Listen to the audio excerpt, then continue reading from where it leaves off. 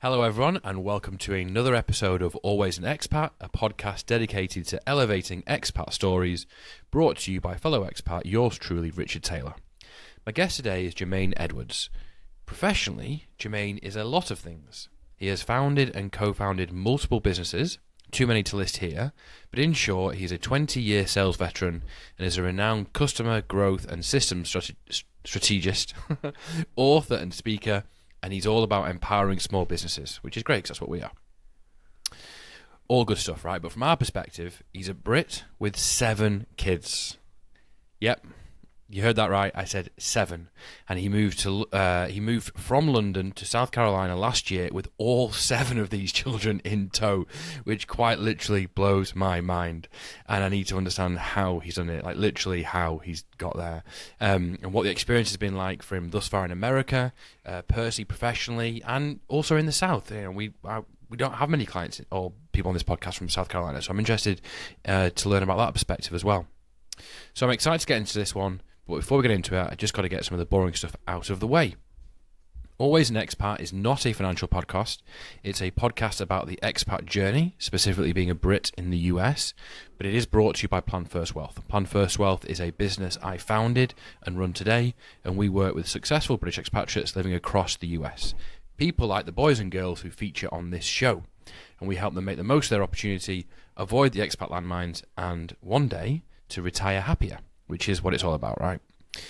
Now, that being said, whilst Plan First Wealth LLC is an SEC-registered investment advisor, the views and opinions expressed in this program are those of the speakers and do not necessarily reflect the views or positions of Plan First Wealth. Information presented is for educational purposes only. Whew, right, glad that's out of the way. Right, without further ado, let's get into this. Hi, Jermaine. Welcome to Always An Expat. Hey, Richard, come on, what an intro, my friend. You do that every single episode, do you? Every single episode, yeah. That's the night before. I'm studying LinkedIn and everything else have sent me to come up with something. So good on you, mate. Yeah, right. So there's a lot to unpack here. So I'm interested in this for a couple of reasons. Obviously, there's a 7 kids thing. I've got a couple of young kids, so I just, you know, and when I moved here, I came here with just my wife and I, and it's hard and scary enough like that. Now I've got 2 kids and young kids.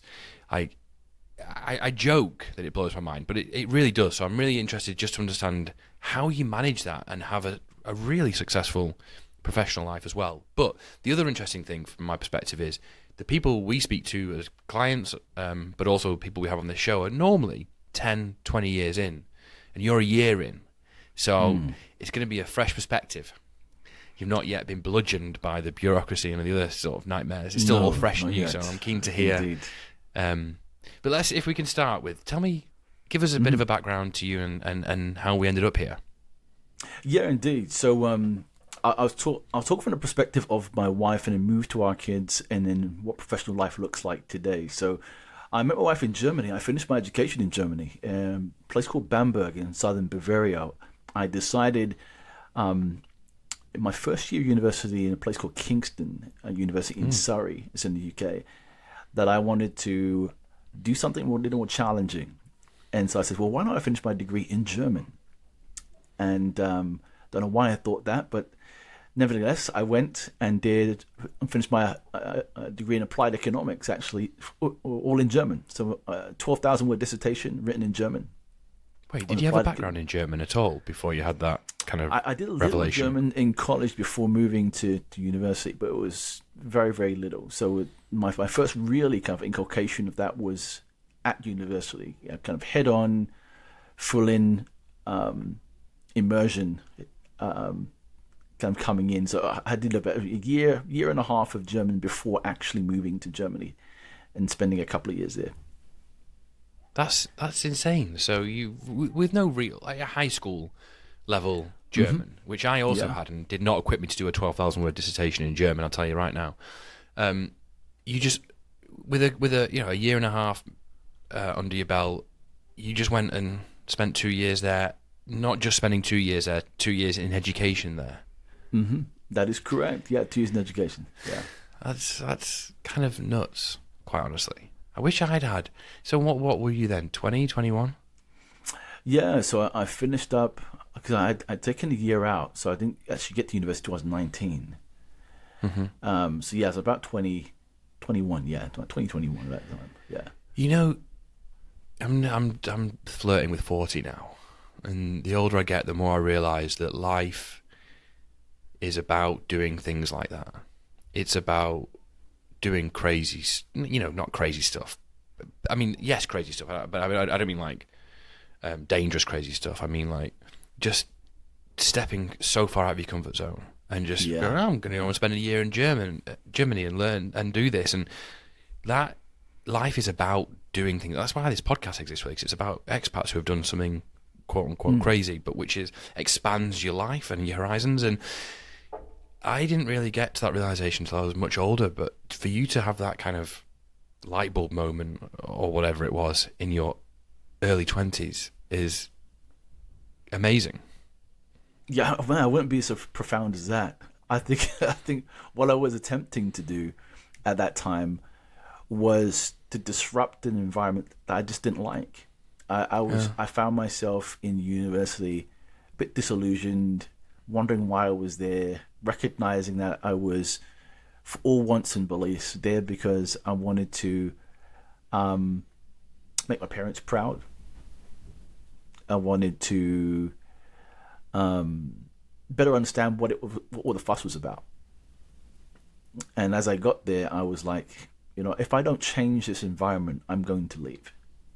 Because it just wasn't there. So I thought to myself, what would be the most dramatic change I could make that would force me into a place of thinking differently about how I approach education? And so I said, well, this elective is available to me. So let's just pursue it and see where that goes. And so I ended up in Germany, and it was tough. And I'll tell you that. It was definitely tough on many different levels. And I've always been somebody who's been very open and fairly adaptive. However, when I did get to Germany, I did feel that immediate culture shock coming in, particularly in Bamberg in southern Bavaria. I mean, some great people. I have nothing bad to say necessarily about Germans, but coming in, it was difficult to find common ground immediately. I was the only black person in the university. Really? And the entire the only university. black. Yeah. And so there was a number of different things there that I just had to navigate myself. And it's just wasn't necessarily a new thing. 'Cause growing up in East London, you're always around varying different places, right? The people, I should say, varying different cultures, backgrounds, and so forth. So, I had to shift a lot of perspective taking, and what does it mean to live in an environment where I can be wholly myself and still be integrated? And so that was a really interesting couple of years being there and finding myself actually making some really good connections, building some community around the student body, and ultimately having a really great time in the end. Obviously, meeting my wife there. Well, Jermaine, just before, were you prepared for that going to Bamberg? Bamberg, yeah. So no, I going wasn't to Bamberg. prepared for Did that. you know? No, I didn't. And how did you navigate that? What does that feel like? It makes me think of David Goggins' book. I don't know if you've read that, but he talks about being the only one a lot in his book. Yeah. Tell me about that.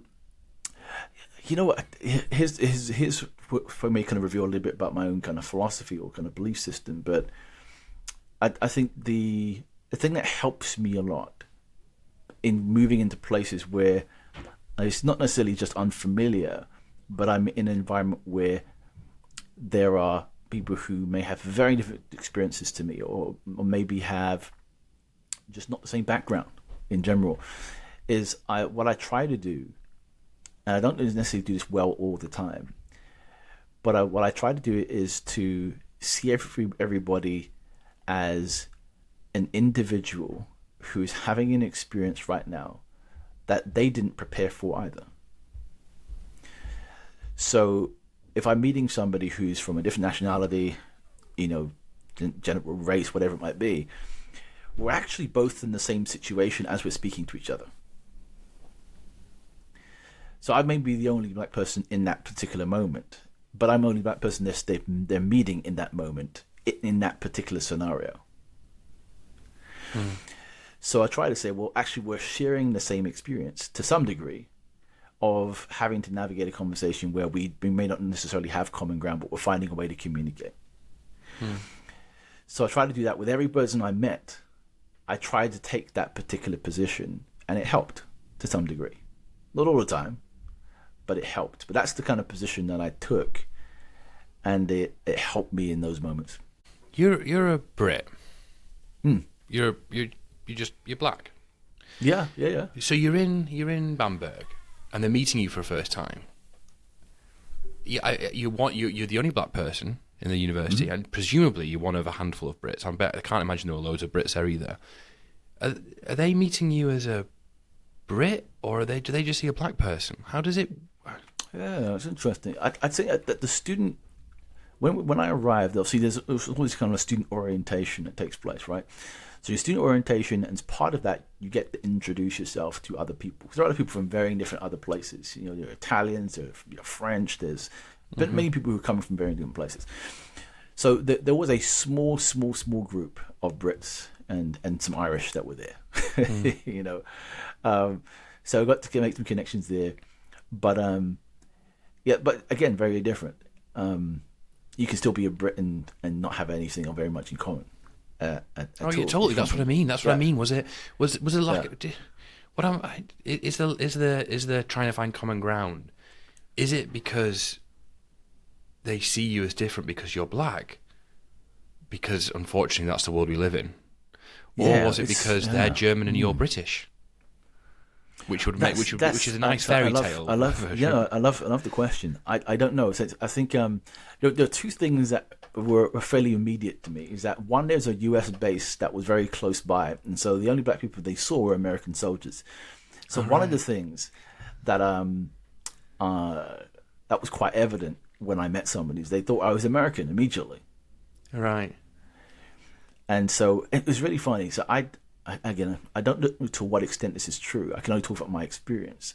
But I got the sense, even speaking with Germans that were there, that they not necessarily didn't know there were black people in Britain, but they didn't necessarily think of Britain as having lots of black people who would travel to Germany.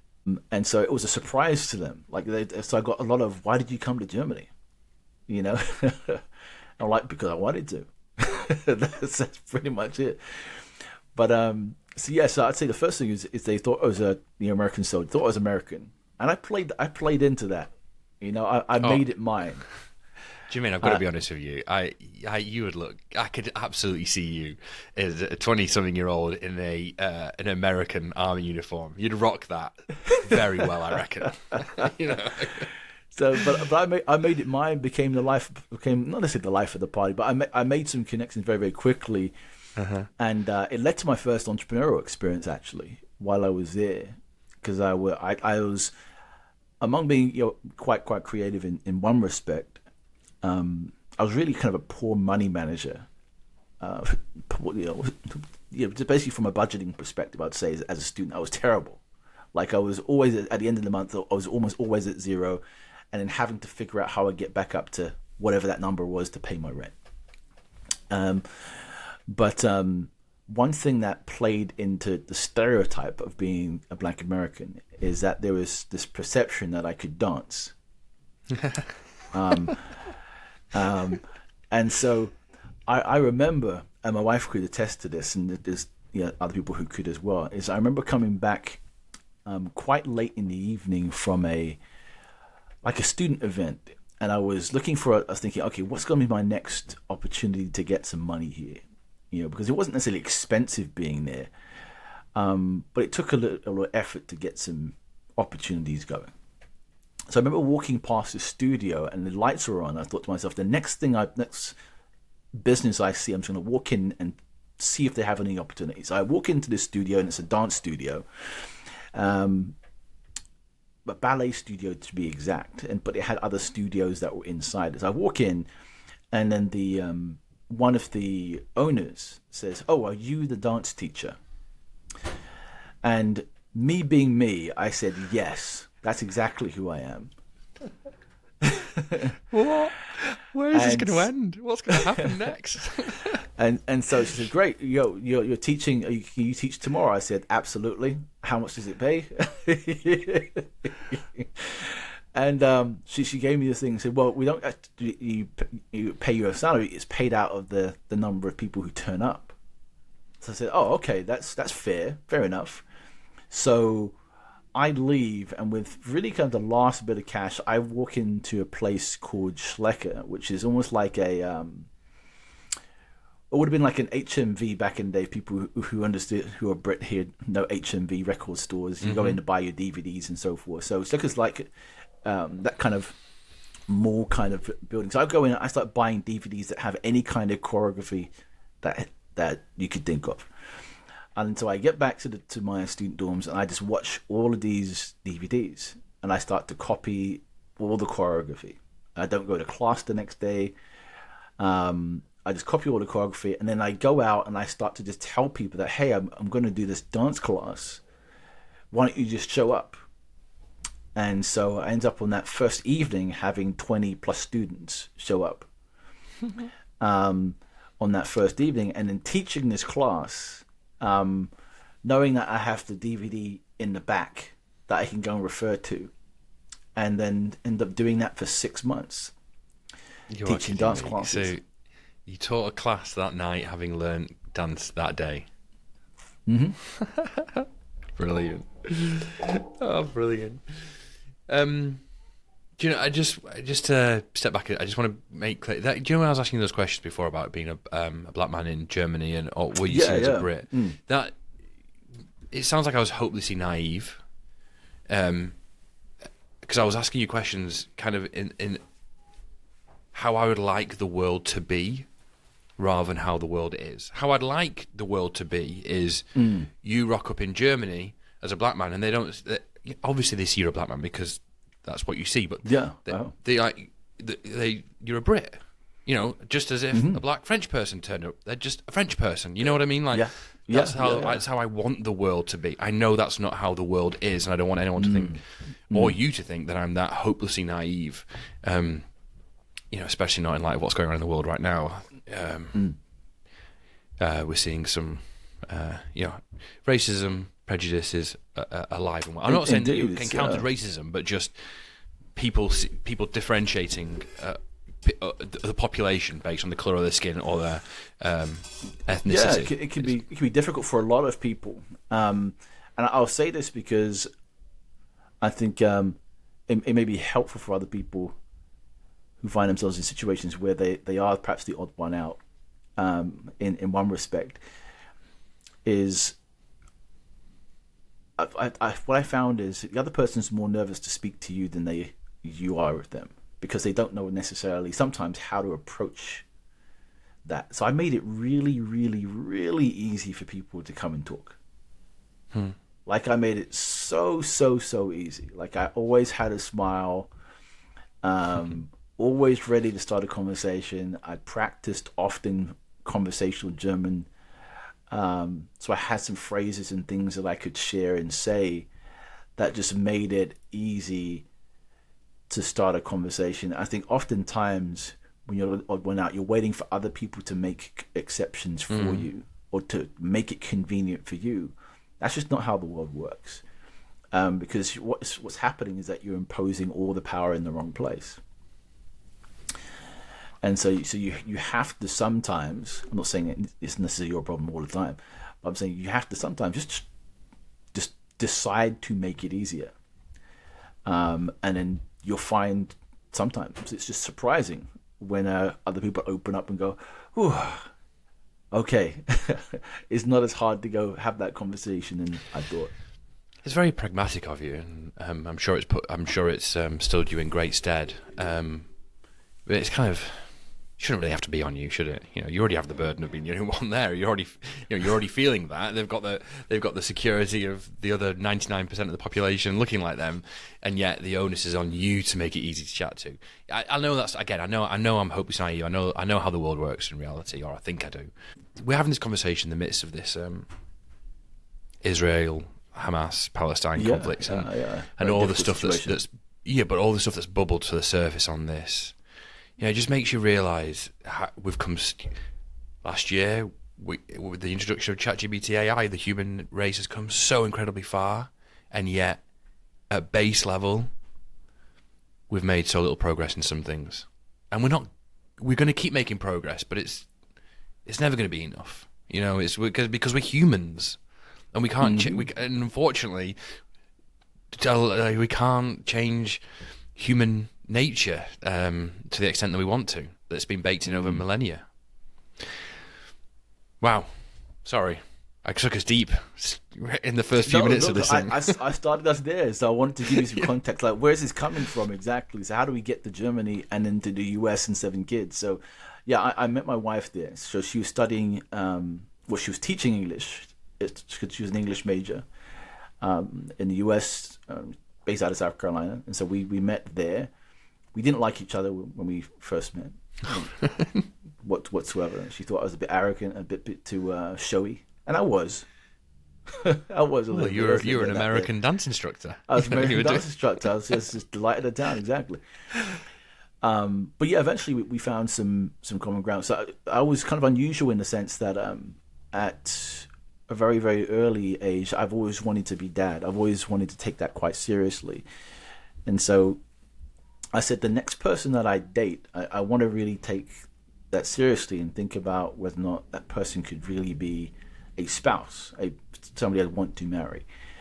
And so I remember on our first, it wasn't a date necessarily. We were just having a conversation at a coffee shop, and I asked her about children, and I said, I'm somebody who would like to have lots of kids, and I recognize that has implications for many, many women who are out there. But what do you think about kids? And then she goes, I want to have lots of kids as well. And for some reason, I just said, "This is the person. this is the person right here." I just got this sense, and we just really got on in the conversation. And a year and a half later, we got married. You were very deliberate from a very young age, weren't you?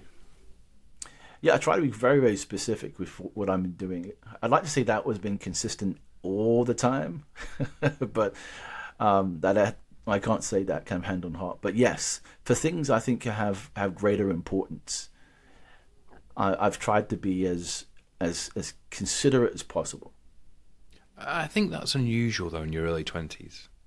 Or it certainly is for amongst me and the people I knew. I'm ashamed to say. You seem to have this period of your life which I am imagining is 20 to 25. You seem to have had an awareness and a deliberateness that's pretty impressive, and I imagine set you up well for the future. Yeah, so I think what it helped me to do was to navigate what that would look like early, because we actually got married at 23.